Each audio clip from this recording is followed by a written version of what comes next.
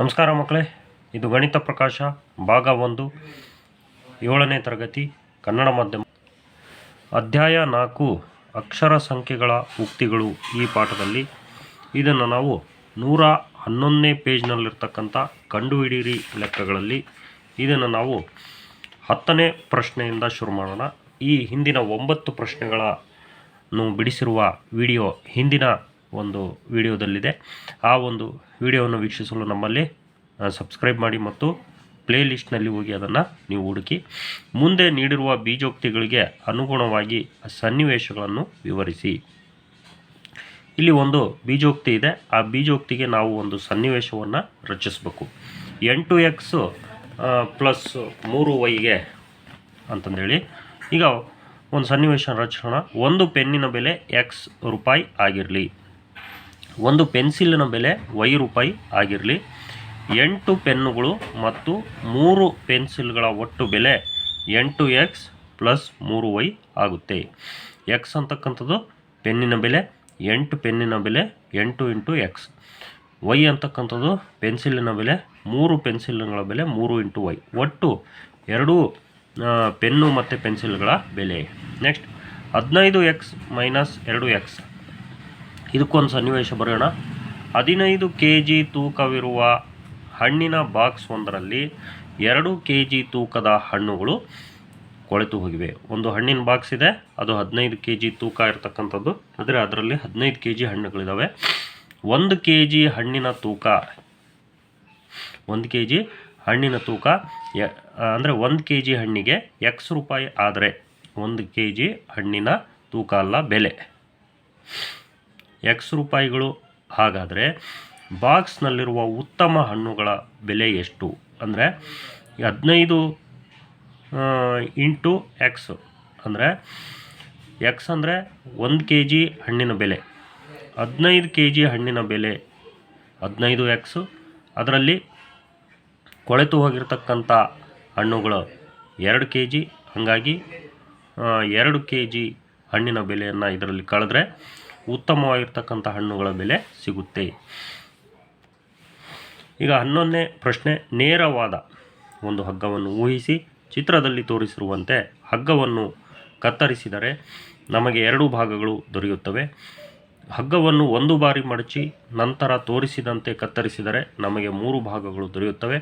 ವಿನ್ಯಾಸವನ್ನು ಗಮನಿಸಿ ಹಾಗೂ ಹಗ್ಗವನ್ನು 10 ಬಾರಿ ಮಡಚಿ ಕತ್ತರಿಸಿದರೆ ದೊರೆಯುವ ಭಾಗಗಳ ಸಂಖ್ಯೆಯನ್ನು ಕಂಡುಹಿಡಿಯಿರಿ. ಹಗ್ಗವನ್ನು 6 ಬಾರಿ ಮಡಚಿ ಕತ್ತರಿಸಿದರೆ ದೊರೆಯುವ ಭಾಗಗಳ ಸಂಖ್ಯೆಗೆ ಬೀಜೋಕ್ತಿ ಯಾವುದು? ನೋಡಿರಿ, ಹಗ್ಗವನ್ನು ನೇರವಾಗಿಟ್ಟು ಕತ್ತರಿಸಿದರೆ 2 ಭಾಗ ಆಗ್ತದವೆ. 1 ಬಾರಿ ಮಡಚಿದರೆ 1 2 3 ಭಾಗ ಆಗ್ತಾ ಇದೆ. 2 ಬಾರಿ ಮಡಚಿದರೆ 1 2 3 4 ಭಾಗ ಆಗ್ತಾ ಇದೆ. ಅದನ್ನು ನಾವು ಇಲ್ಲಿ ಬರೆಯೋಣ.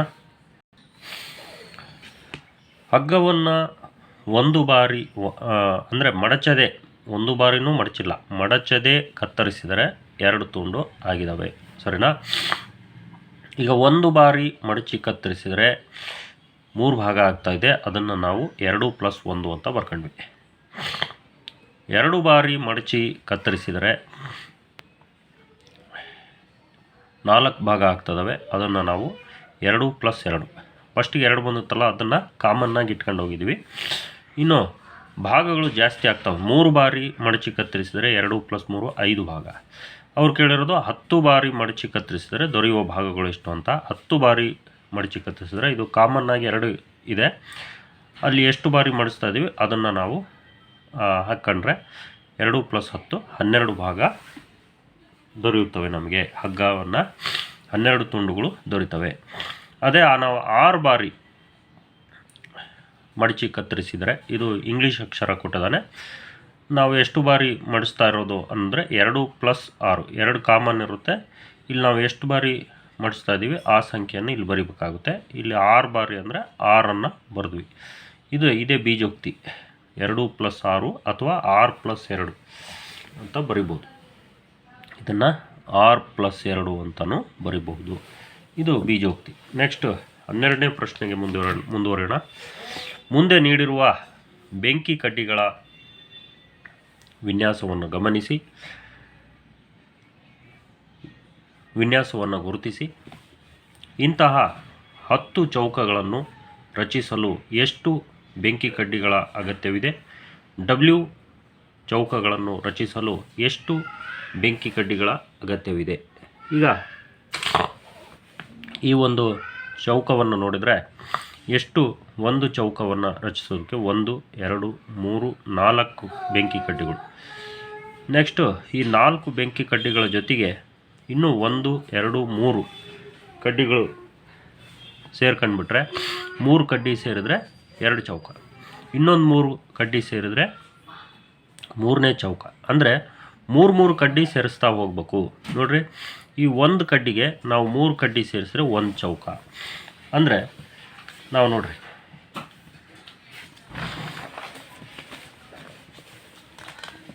ಒಂದು ಚೌಕ ತಯಾರಿಸಲು ಬೇಕಾದ ಬೆಂಕಿ ಕಡ್ಡಿಗಳ ಸಂಖ್ಯೆ ನೋಡಿ, ಒಂದು ಕಡ್ಡಿಗೆ ನಾವು 3 ಸೇರಿಸಿದರೆ 3 1 ಅಂದರೆ 1 ಯಾಕೆ ಬರ್ತೀವಿ, 1 ಚೌಕ ಅಂತೇಳಿ. ಆವಾಗ 3 1 3 4 ಬೆಂಕಿ ಕಡ್ಡಿಗಳು ಬೇಕು. 2 ಚೌಕಕ್ಕೆ ಮೊದಲೇ 1 + 3 ಇದೆ 1 ಚೌಕಕ್ಕೆ. 2ನೇ ಚೌಕಕ್ಕೆ ಇನ್ನೂ 3 ಕಡ್ಡಿಗಳು ಬೇಕು. ಹಾಗಾಗಿ 2 ಸತಿ 3 ಕಡ್ಡಿಗಳನ್ನು ಸೇರಿಸಿದ್ವಿ, 3 2 ಅಂತ. ಇಲ್ಲಿ 3 ಅನ್ನೋದು ಕಾಮನ್ ಆಗಿ ಬೇಕು. ಇಲ್ಲಿ 2 ಅಂತಕ್ಕಂಥದ್ದು ಎಷ್ಟು ಚೌಕ, 2 ಚೌಕ, ಹಂಗಾಗಿ 2. ಇಲ್ಲಿ 1 ಚೌಕ 1, 3 1 3 3 1 4, 3 2 6 6 1 7 ಬೆಂಕಿ ಕಡ್ಡಿಗಳು ಬೇಕು 2 ಚೌಕ. 3 ಚೌಕಗಳಿಗೆ 3 ಸತಿ 3 ಕೊಡ್ತೀವಿ, ಅಂದರೆ 3 3 ಇಲ್ಲಿ 3 ಕಾಮನ್ನು, ತಿರ್ಗಿ 1 ಕಾಮನ್.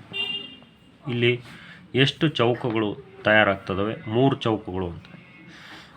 ಇಲ್ಲಿ ಎಷ್ಟು ಚೌಕಗಳು ತಯಾರಾಗ್ತವೆ? 2 ಚೌಕಗಳು. ಇಲ್ಲಿ ಎಷ್ಟು ಚೌಕಗಳು? 1 ಚೌಕ, ಇಲ್ಲಿ 1. ಹಾಗೆ 3 ಕಾಮನ್ ಇರುತ್ತೆ. ಎಷ್ಟು ಚೌಕಗಳು ಸಂಖ್ಯೆ ಇರುತ್ತೋ ಆ ಚೌಕಗಳ ಸಂಖ್ಯೆ ಇಲ್ಲಿ ಬದಲಾಗ್ತದೆ, 1 2 3. ಹಂಗೆ 10 ಚೌಕ ತಯಾರಿಸಲಿಕ್ಕೆ ಬೇಕಾಗಿರ್ತಕ್ಕಂಥದ್ದು ಇಲ್ಲಿ 10 ಬರಿತೀವಿ. ಇಲ್ಲಿ 3 ಚೌಕ ಅಂದರೆ ಇಲ್ಲಿ 3 ಬರೆದ್ವಿ, 2 ಚೌಕ ಅಂದರೆ 2 ಬರೆದ್ವಿ. ಇಲ್ಲಿ 10 ಚೌಕ ಅಂದರೆ 10 ಬರಿತೀವಿ. 1 ಕಾಮನ್ನು, 3 ಕಾಮನ್, 3 10 30 31 31. ಅದೇ ರೀತಿ W ಚೌಕಗಳು ಅಂದರೆ ಇಲ್ಲೊಂದು ಚರಾಕ್ಷರವನ್ನು ಕೊಟ್ಟಿದ್ದಾರೆ. W ಅಂದರೆ ಗೊತ್ತಿಲ್ಲ ಎಷ್ಟು ಚೌಕಗಳಂತ. W ಚೌಕಗಳನ್ನು ರಚಿಸಲು ಬೇಕಾದ ಬೆಂಕಿ ಕಡ್ಡಿಗಳ ಸಂಖ್ಯೆ 1 ಕಾಮನ್ನು, 3 ಕಾಮನ್ನು. ಇಲ್ಲಿ ಎಷ್ಟು ಚೌಕಗಳು ಅನ್ನೋದಕ್ಕೆ W ಚೌಕಗಳು 3 × W 3W, 1 + 3W ಅಥವಾ 3W + 1 ಬೆಂಕಿ ಕಡ್ಡಿಗಳು ನಮಗೆ ಬೇಕಾಗುತ್ತೆ ಆ ಚೌಕವನ್ನು ರಚಿಸಲಿಕ್ಕೆ. ಇಲ್ಲಿಗೆ 12ನೇ ಪ್ರಶ್ನೆ ಮುಗೀತು ಮಕ್ಕಳೇ. 13ನೇ ಪ್ರಶ್ನೆ ಮುಂದಿನ ವಿಡಿಯೋದಲ್ಲಿ ಮಾಡೋಣ ಮಕ್ಕಳೇ. ಹೇಗೆ ಅನ್ನಿಸ್ತಾ ಇದೆ ಕಾಮೆಂಟ್ ಮಾಡಿ ಮಕ್ಕಳೇ.